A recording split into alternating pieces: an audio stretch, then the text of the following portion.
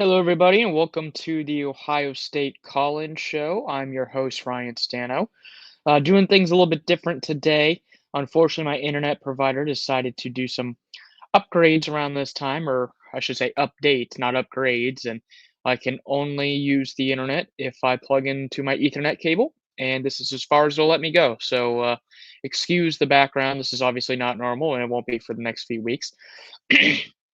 um, and Garrison is unavailable this evening. He might be able to come in at the end of the show, so it'll just be me tonight.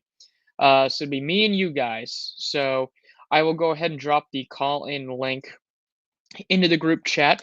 Would love to take your calls, comments, concerns about everything that's happening with the Ohio State football team right now. And since the last time we talked, me and Garrison had talked on Monday, and between that time, the pro day happened, and all of the Ohio State draft prospects Con they all convened into the Woody Hayes Athletic Center, and we're trying to improve the draft stock. And, a lot of those guys needed to have fairly good workouts in order to do so. That includes Will Howard. Will Howard did not exactly have his best performance at the combine. It wasn't as bad as some of the other fan bases would like you to think it was. He definitely missed some open guys and missed some easy throws that he would normally make, but it still wasn't like an F minus performance. So, it was imperative for him to be better when when pro day came around, and he was. He threw the ball a lot better. He looked more comfortable. Obviously, he was throwing to his guys, so that helped a little bit. He was throwing to Carnell Tate and Brandon Innes mostly, so and Ibuka as well. So, you know, he performed a lot better. He looked more comfortable, and whichever team would like to go ahead and draft him, they got to feel more comfortable after that performance. And his tape speaks for himself, quite honestly. The things that he did during the college football playoff run, no one, not a lot of other quarterbacks in the country can do.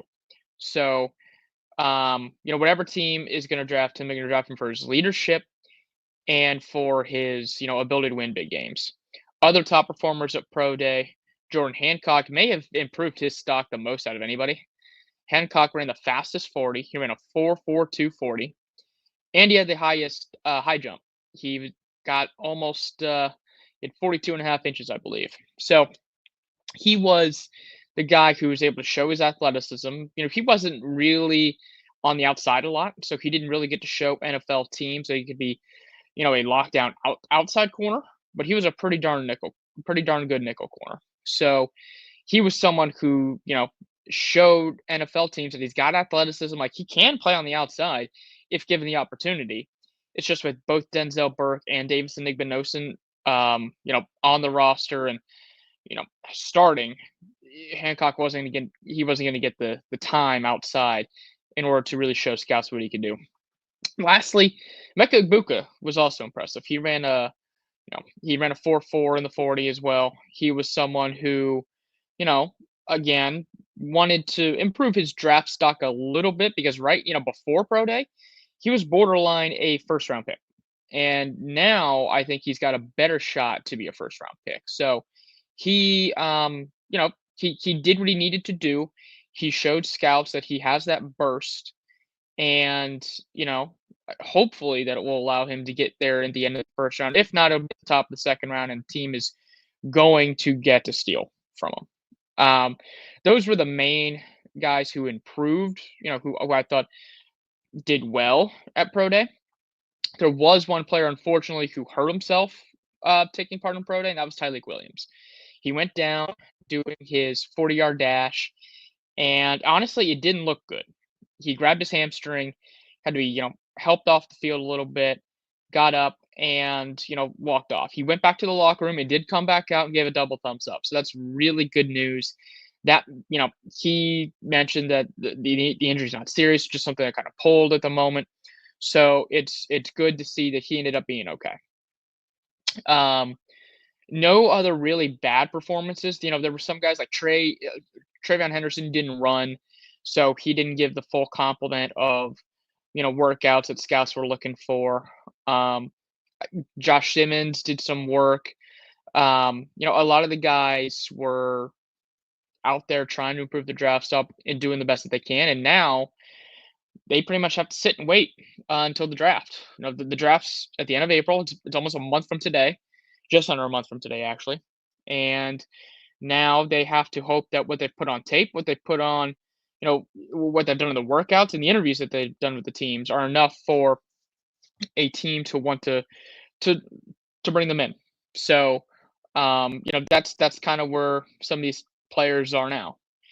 And as far as like current news, that's pretty much the main thing that's happened this week. That the pro day was the big thing. One other thing before we get to our first caller here, Ohio State did get another commit from the transfer portal. I'm sorry, not from the transfer portal, from in their class of 2026. They got a 4-star recruit. He is from, he becomes the second 4-star recruit that Ohio State had. That was from in-state Archbishop Hoban. They also got a 3-star offensive line recruit, Trey Smith, from the state of Arizona. And Smith is a guy who they like, but he is really going to be someone who ends up providing depth. This recruiting class specifically is going to have a lot of offensive line players just in it, just because they need the depth. They simply don't have enough numbers up front. They didn't last year. It didn't end up killing them because they had some guys who they trusted who were able to perform once Josh Simmons and Seth McLaughlin went down. But Smith is a guy, he's from the state of Arizona. He's from Glendale, Arizona. He's a guy who they think can be coached up and actually contribute once he, is coached up. But he's not a guy day one who's going to come in and make a big impact. He's more of a project. And they're okay with taking projects right now because they need to build up that depth, quite frankly.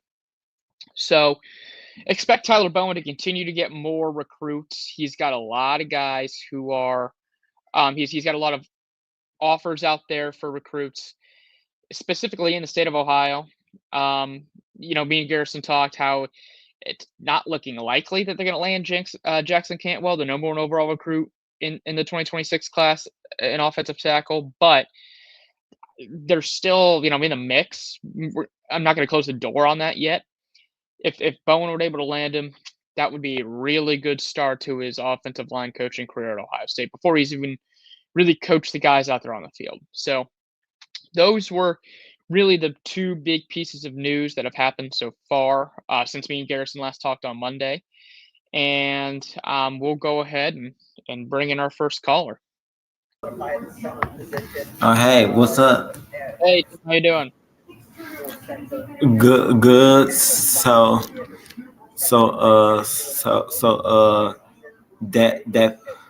That lineman, we all be able to beat my team to get Jackson. Yeah, so the hope is to be able to land Jackson Cantwell. I'm not sure he is going to go to Michigan either, but quite honestly, Michigan might have a little bit of a better shot because Cantwell apparently doesn't want to play in a large city. I wouldn't say Columbus is a massive city, but metro population is the 14th largest city in America, and Ann Arbor is definitely smaller. So that definitely gives Michigan a chance. I'm not sure how much NIL money they've got left after they dropped the bag there for Bryce to come this year, but they certainly have a chance. He that same player. He recently just got a phone call from Kirby Smart and Dan Lanning. So Yeah. Unfortunately, it looks like Oregon and Georgia might have a better shot at landing him than either Ohio State or Michigan. So, bit of a bummer, but also I'd rather him yeah, go but he there than had Michigan. You'd rather him go there than a Ohio State. tour, a Michigan practice facility. He told the coaches that he coming back in June. So Yeah. He'll make return visits. Cantwell's already been on Ohio State's campus twice, so now will we'll he see if be he at comes back this summer. the barbecue too? Yeah. We'll see if he comes back. If he doesn't, Ohio State's already got 3 other offensive line recruits in the, for this class already. So we'll see if they end up, they're going to get a lot more. It just depends on who those guys end up being. So we'll see. I didn't know the middle of last summer, Ryan Day an, announced it the starting quarterback, but this year he just announced it this week. Why so early? Well, he Because hasn't announced. they ain't having no spring game. They are having a spring game actually. Day Who? decided that they're going to have more of a traditional spring game like they have in the past. And they haven't actually named a starting quarterback Well, yet so for that so either. so so so so so so, so they're not going to do the defense on one side and the offense on another side. They're going to do Michigan. We've been doing well with one team. We'll have a certain amount of players on both sides. The other team will have their own offense and defense, and one team that will have their own offense and defense. Yeah, I think that's what they're going to do. They're going to have a scarlet team that has an offense and a defense, and a gray team that'll have an offense and a defense. That's what they've done in the past, and they seem to indicate that's what they're going to do again. Now, for how long they do that once the spring game comes, that remains to be seen. We'll see if they have any injuries that pop up here in spring practice. And Day's also talked about getting the guys some rest after the long season, so we'll see. They also haven't named a starting quarterback yet. They probably won't until the fall, just because they've got 3 guys who are battling for the job. We expect it to be Julian Stan, but Day's not going to officially announce that until they get to fall camp. Yeah, Colorado. They just confirmed that they will be playing Syracuse in their spring game. Yeah, I saw They're that. hoping that other schools will do the same too, but Yeah, me and Garrison talked about it. We would love that idea. Quite honestly, I'm surprised Colorado's, was able to find someone that would want to do it with them, just because of the injury risk being so great. But I think it's good for college football that it happens. would that make the rivalry better? It both schools, but they decided to do that in the future where where the years that you playing Michigan on, on the road, the two schools play their spring game in the big house. Then the year that it's in the horseshoe, the spring game will be in the horseshoe. In both Yeah, schools, they wanted to do a rival spring game. yeah, I'm not sure they would ever want to do that. I think they kind of hold a game at the end of the season, pretty sacred, where that's the only time they want to see each other. And again, as I mentioned before, I think the injury risk would be a little bit too great. I'd be surprised if Ohio State would want to do something like that. I don't know about Michigan. Playing another team for the spring game. If they did, Ohio State would maybe bring in like Akron or Ohio or some local team who doesn't have to travel very far. That way, they can get some competition that isn't their own guys, but also, kind of not the best competition, so injury risk is a Or little they lower. could do it with with the player that likely will not play in the actual game. They could do Yeah, it with those types of players. that could be, yeah. A lot of the younger guys would definitely get reps there, but I definitely think it's interesting that Colorado and Syracuse have, want to do that. Um, I think that makes things a lot more Colorado, fun. they figured that the NFL they were doing this for years in August. Yep. So he thinking that they are the Sunday teams, if they are successful in doing this in August, then in college football, they should do something similar in April, but keeping the core, the spring game core though. Yeah, But and they might have to start charging though. Yeah, I mean, Ohio State charges for their spring game. I know and actually, I think prices went up this year. And they're to be like $15 for tickets, are usually 5. Um, but I think it's interesting that Dion is kind of the guy who's pioneering this. He's the guy leading the way, and we'll see if other schools want to follow suit. I would love to see Ohio State do that at some point. I'm just skeptical, The Michigan especially. spring game, they know they don't charge. So it's free. Yeah, yeah, but you wanted to sit in the suites and stuff. They might charge for the suites, but Yeah, they expecting usually. it to be a full house, Yeah. because the incoming freshmen, Oh yeah. the Normally for quarterback. Ohio State, they'll have the students uh, can go get into the game for free, but they usually charge like $5 or something like that for normal patrons to go ahead and get in. They said that the last time the Michigan spring game was almost completely full when JJ was a freshman. That after that, they saw what they needed out of him. So they really didn't care about the quarterbacks that came after him, because Yeah, they didn't perform. yeah, no, I believe that. And Ohio State's spring game this year, they're probably not going to be having a full house. It'll probably be something they usually get a good 50K, even on a quote unquote down year. This year will probably be around 60, 65.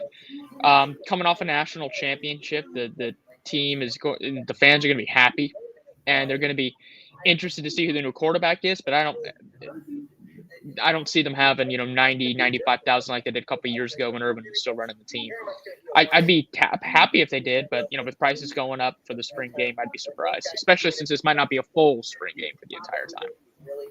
I do know the big house. They adding some new seats, but they won't be ready until the fall. So anybody that goes to the spring game, they might see something finished work, Yep, yep. because Ohio State's they're had that adding happen. some more club seats and closing the end zones to trap the sound, I guess. Yeah, Ohio State's done that as well.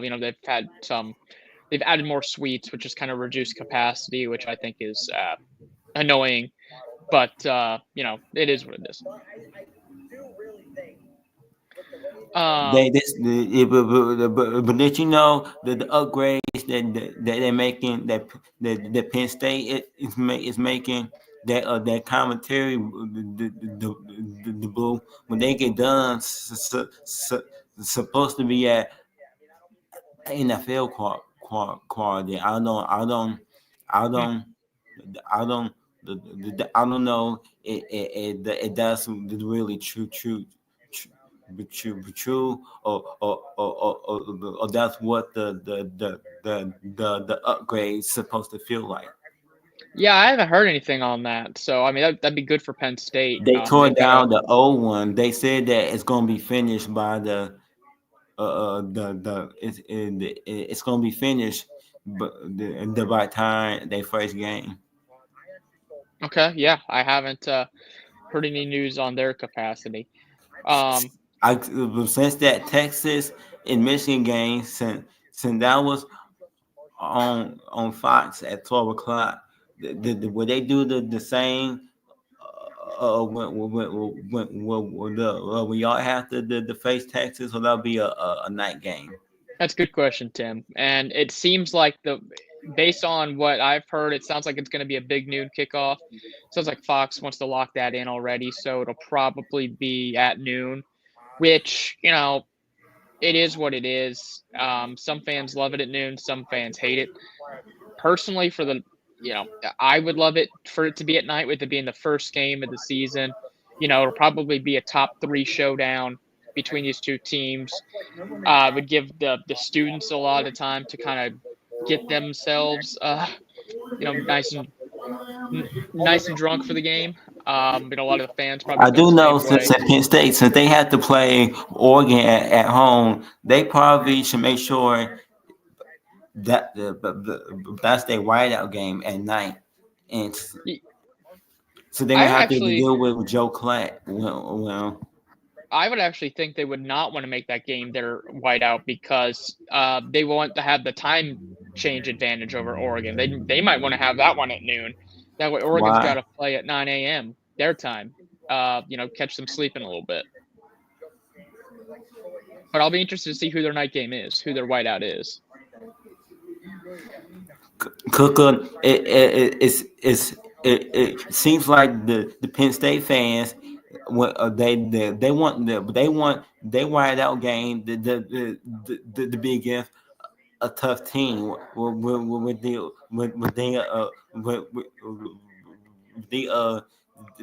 when you win a game, it's not just a win. It could be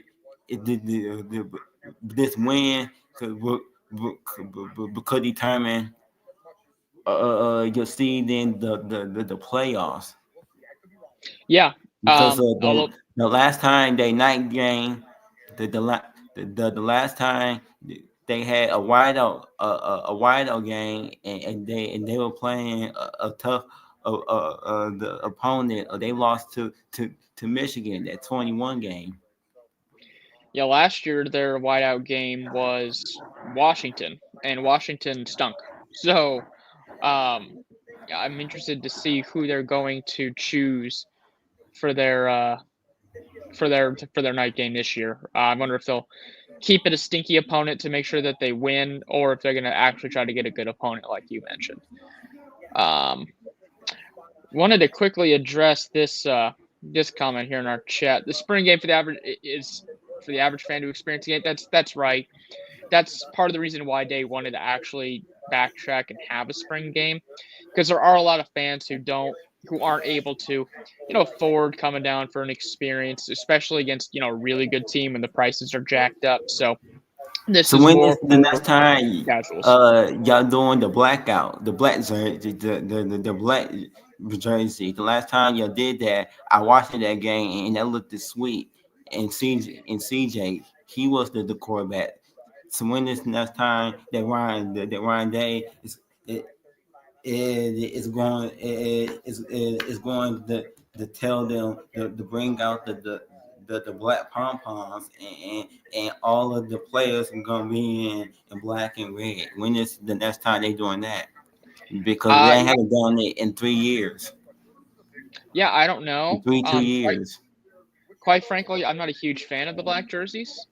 Um, I don't think that we really need to have have them. I mean, black's definitely not it's not a primary color for them, so there's no need to really I do do know that, they in my like the opinion. gray. They like the gray.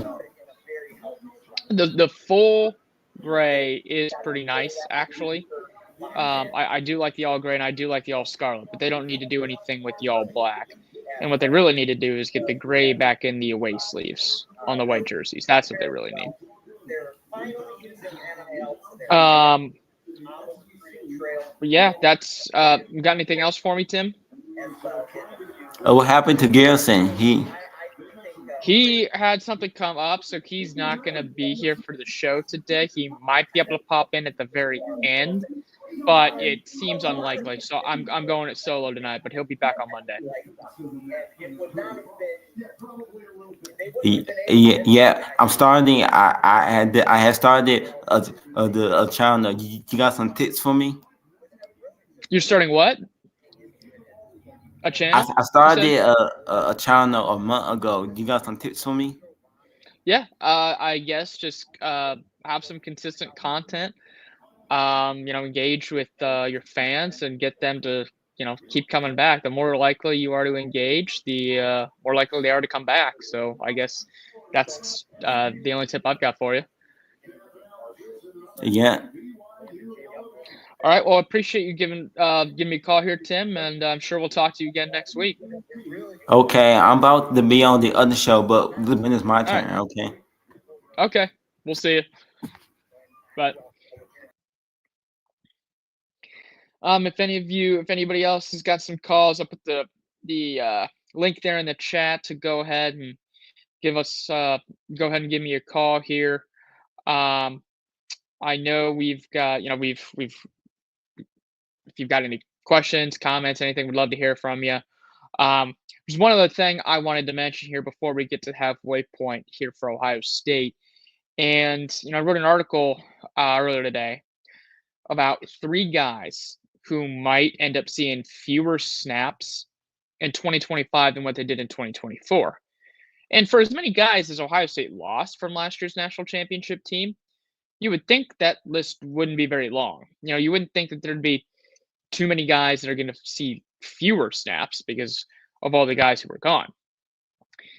What, you know, I came up with is, the fact that um, Ohio State is going to have some offensive linemen who might not be able to, who might not get the same snaps. So Tegra Shabola is one guy who might not be able to um, keep up the same amount of snaps he had. He kind of started on the offensive line, especially late in the year. He kind of got jerked around with his playing time. So if they decide to go a different direction, like if Sierraveld ends up starting at guard and Luke Montgomery does as well, um, then they're not really going to be able to, um, he's not going to be able to see the field as much.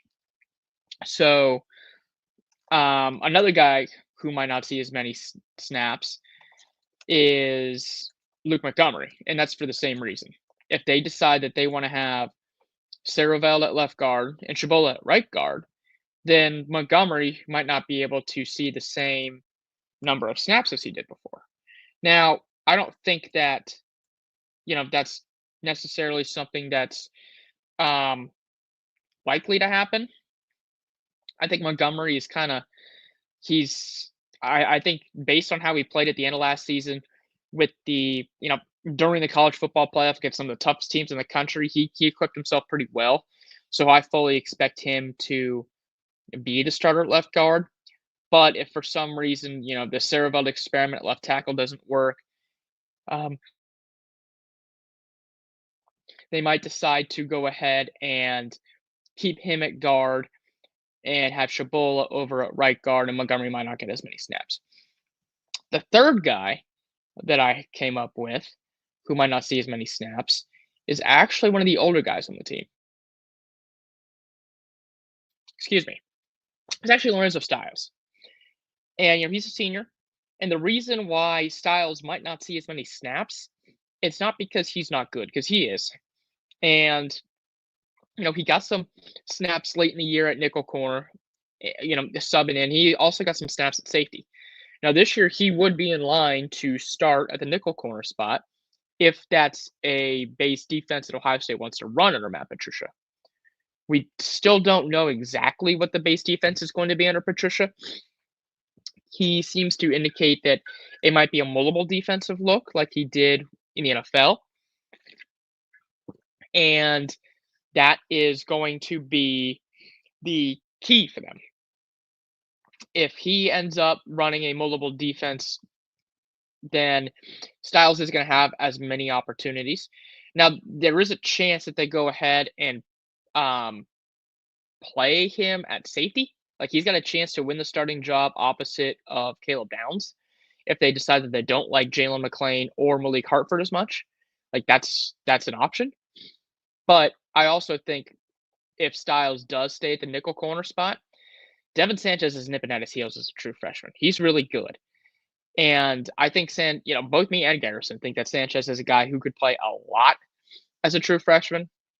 Even if he's not the guy that ends up taking that spot, it could be Aaron Scott, someone who dealt with some injuries last year, or Bryce Shaw. So there's a lot of guys who are fighting in that secondary. That's why I think Styles has a chance to see fewer snaps than what he did last year. But that's all still dependent on how, really what kind of defense Patricia wants to run. So that's really going to be the determining factor on if Styles is going to get that, that time that he wants or not. So, really, other than that, as far as the snaps go, most of the guys are going to see an increased number of snaps as they should. And it's going to um, that's how it's going to work. Now, with the spring game coming up here, Ohio State has a lot of questions that they need to address. And, in order to effectively, address those, it's going to take some time for them to um, figure out who's going to be the key contributors, specifically at running back and up front.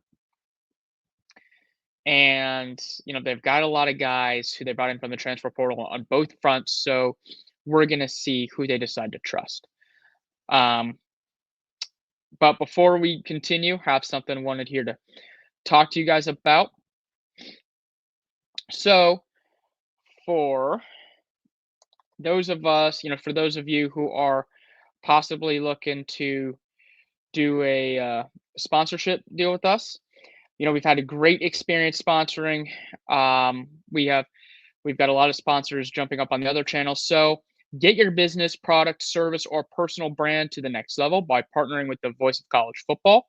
Let's discuss how you also can reach your target market. Check out the experience of one of our current partners posted on the screen, and we are here to deliver for you. If you are interested in sponsoring us here at the Ohio State Football Buckeye channel, contact us at sponsorships@vocfb.com today. So, looks like we have another caller in, so I'll get to my offensive thoughts here in a second. I'll go ahead and bring our next caller. Hey, Caden, how you doing? How you doing tonight, good sir? Good, good. What do you got for me? I wanted to hear your thoughts, honestly, because I wanted to get your thoughts on the situation at the moment. Yeah, I mean on Ohio State and how the spring practice is going. Yeah, I want to get your thoughts on that. Yeah, I mean, by all accounts, seems like things are going well. Quarterback battle is still raging. Obviously, nothing's going to be decided here in the spring. They're not going to make a final decision until the fall, which makes all kinds of sense. It seems like Sayan is still the leader. He's a favorite in the clubhouse, which again makes sense for the amount of talent he has, and for the fact that he's been in the offense for a year already. The running backs look really good, which is something that Ohio State needs to have after having both Quinshon Judkins and Travion Henderson leave for the NFL. So, it's good to have CJ Donaldson, James Peoples, Sam Williams-Dixon all looking good. And they really like the freshman Bo Jackson as well. So, he's come in looking like a monster. The receivers, I mean, they're as good as they usually are. That's, that room is the room that needs probably the least amount of worry from Ohio State fans. Defensively, they look good. It seems like Matt Patricia has the respect of everybody in the room, which is good. And it seems like the players surprisingly actually like Patricia a lot. They seem to have learned a lot from him, in the short time period that he's been on staff. Now, again, as I've told Garrison, that doesn't mean that he's automatically going to be a great defensive coordinator for the Buckeyes. I'd like to see what the on the field product looks like first before I go ahead and make any judgments on that. But it's good that he's saying all the right things early, and the team seems to like the wealth of knowledge that he's got, because he is a knowledgeable guy from the experiences that he's had in the NFL. So that's, those are my thoughts right now here at the moment.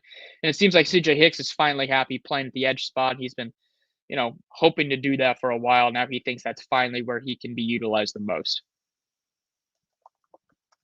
I said this quote before on your show, but as I said it before on your show, everything is proceeding as I have foreseen. Now, why do I say that so boldly? You probably are wondering. Well, I mean, what you just said. And especially for me, it's the defensive side of the room. Now, that's where I'm really starting to see Ohio State's defense starting to build that more strength in their roster, that more, hard-nosed mentality in the room. where they're really going to step up their A game this season. So I wouldn't be surprised if we have like 6 or 7 blowout games this year. Yeah, I mean they have a lot of production that needs replaced, specifically on defense. I mean they lose 8 starters, the entire defensive line's gone. So that's really what I'm looking forward to is the defensive line. With spring practice, you're not going to get a whole lot from the defensive line because they really want to keep these guys healthy. So they're only going to go, best on best for so long. And, the media is only available to see, again, a certain amount of that. So I think we're going to learn a lot more of that once, game one comes. Texas is kind of feeding your feet to the fire. It's going to be a lot for them, for that new defensive line to absorb right away. But honestly, when fall camp rolls around, they're going to get a lot more best on best with the first string offense going against the first string defense to kind of prepare them for that. And that's when we're going to start seeing reports and some better a better idea of what the defensive line is going to look like. This is the time of spring practice where the quote "iron sharpens iron" comes into play, which I'll say, ladies and gentlemen, is 100% correct. The spring and summer training of Ohio State's roster. This is the time where, like I said, iron sharpens iron, steel sharpens steel. This is really where the team's going to really start building up that strength, where they're really, really going to have that ability to go into Texas week 1. And I am so confident about going into Texas week 1 and absolutely destroying Texas. First game of the week. Arch Manning is the starter or Quinn Ewers is the starter. Don't care. But Ohio State is going to show Texas why we're the defending national champions and why we are the #1 team in the Big Ten. And I've said it before. As my old friend Lord Sidious says, everything is proceeding as I have foreseen. Well, it's going to be as I have foreseen since the national championship game. So you can disagree with me on that, but that's just my 16 cents of that. Yeah, I mean, I would love to see Ohio State, blow out Texas in the shoe first week. I tend to think it's going to be a little bit closer, especially because Texas is going to be motivated. I mean, they are going to be pissed off that their season ended at the hands of the Buckeyes last season. So they are going to come in and they're going to want to, win on the road to show that they are still a really good team with Arch Manning at quarterback. So I think it's going to be closer, but I do think, I obviously think Ohio State can still win the game. But here's my other 2 cents on that, Ryan. The way Texas comes into that game in Columbus, losing at the hands of what's the national championship, they keep that mentality up. That's going to be their downfall. Their downfall could be, that animosity, waiting, 6-7 months to play the Buckeyes after the national championship. That mentality could lead you really downhill. I've seen teams go downhill like that in the past. So it is true that they got to keep their emotions in check. If you are too emotional, in a game, try to play just on emotion, it can actually take you out of your game plan. So they definitely have to keep their emotions in check. You're right about that. But also, they need to remember they're going to Columbus too. It's not going to be in Austin. Yep. So they got to remember that. Yeah, it'll be a good show for the Buckeyes to kind of open up the season with. And fun fact, it's the first time Texas has played at Ohio State Stadium since 2006? 2005. 2005, thank you. Went down to Texas, yeah. Thank you. I needed that correction. Yeah, unfortunately, last time Texas came in, it was not a happy day for the Buckeyes. Brian Hamby had some catching issues in the end zone, and that was kind of that. But that Texas team's one of the best teams of all time, so it is what it is. But this Texas team is going to be tested, and that's a 100% guarantee. They're really going to be tested about how well they are. They got to keep their emotions intact, because if they don't, it's going to be a bad day in Columbus for the Longhorns, and it's going to be horns down all day long. Agreed. I'm really interested to see. I was talking to Tim, the last caller. It's probably gonna be a noon kickoff, which I would prefer for it to be a night game. With the first game of the season, probably two top three teams going at it. But it seems like Fox really wants that to be a big noon game, and they kind of bid on it. So I would be Wait, wait, shocked if wait, it was wait. not a Fox game. Wait, hold on. You said Tim? Yeah. Tim Prangley. No. Oh, I was gonna say, I thought I thought it was Tim Prangley. I was gonna say that's the Southern Cowboy. Huh? I know No. he would. I thought you were talking about him. I was gonna say, I know he wouldn't come on the Ohio State show because USC and Ohio State don't have good history with each other, and let's just say, Ohio State is his first hate besides UCLA, and I kind of turned that heat up on it a little bit. Understand that. No, different Tim who was calling into the show. No, it would have been funny if it was Tim Prangley and I called straight after him. Oh, it would have been hilarious. Yeah, no, not him. But got anything else for me here, Cade? Like I said, Ryan, everything is proceeding as I have foreseen, and soon Ohio State will be going back to the national championship, and will be winning another national championship with a great team, as they should, and Ohio State fans. And as far as those Team Up North fans are concerned, I hope you guys enjoy a cold day in hell, because it's going to be a cold day for you boys. That's the hope. That's certainly the hope that they're able to Oh, finally that's get not off the that hope. schneid this year. That's not the hope, Brian. That's a guarantee. And I know that for a fact. You could go ahead and guarantee that. I will not do that. Based off what has happened the last 4 years. I'll keep my mouth shut until Michigan week. Are you nervous, Ryan? Because it sounds like you're a little nervous. I'm not nervous. I actually think this is the year they do finally get off the schneid. But at some point, when you've lost 4 straight to them, you can't really talk as much smack until you actually get the W back. So I'll wait until that W is intact before I really go in on them. Well, and I know that W is coming to us this year, Ryan, because as they say, the fuel as it fuels the fire within. Well, Ohio State's fire is really fueling up, and I'm telling you, it's going to be more blazing than hell's inferno. So I will tell you that I've seen where that team really gets really angry, and I've seen how that defense can play when they are not in a good mood. So I know Michigan is going to be somebody to have hell to pay, and someone that's going to really have hell to pay. Trust me, I know that fact.